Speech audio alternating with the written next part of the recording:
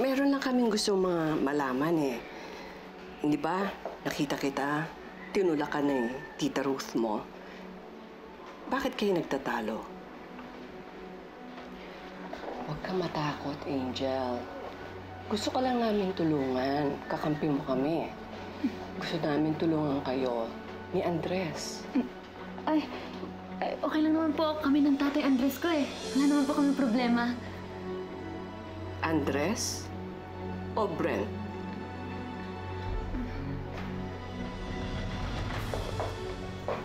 Niloloko niyo pa kami magkama. Ha? Hindi siya ang tunay na Brent. Ay, hindi po, Lolo. Nagkamali lang po kayo ng dinig. Umamin ka sa akin. Hindi ikaw ang tunay naming apo. Hindi ikaw ang tunay na anak ka rin nina.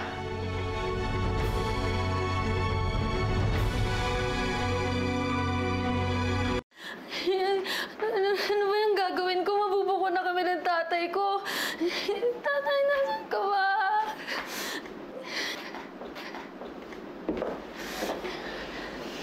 It's over. Tapos na ang pagpapanggap. Alam na nila ang totoo. Hindi pa lahat. Kasi hindi pa nila alam na ikaw ang boss namin. Bakit? Isusumbong mo ako? Subukan mo.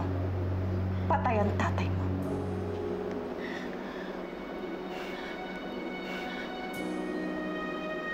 Napakasama mo talaga!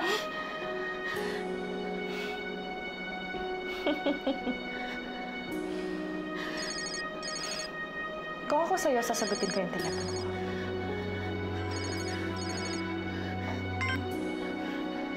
Hello? Hello, Angel. Hinahanap mo ba ang tatay mo? Asan ang tatay ko? Kasama ko siya ngayon.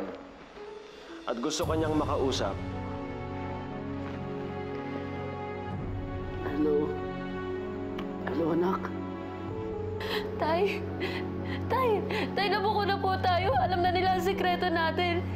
Nasaan ka po ba? Anong ginawa nila sa'yo, ha? Makinig ka muna sa akin, Angel. Gusto ko sundin mo si Ruth. Tutulungan niya tayo makatakas.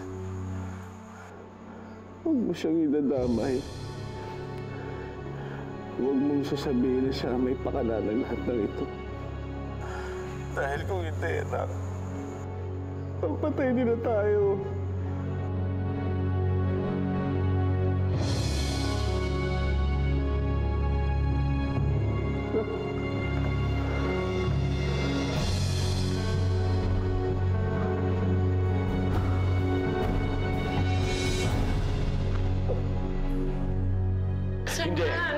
Hindi ako papayag na makatakas yung mag-amang yun! Uncle, dito na lang kayo. Ako na lang maghahanap kay Angel. Upo ka nga muna. Sa likod tayo dadaan, please. Mga manluloko sila. Mga walang iya sila.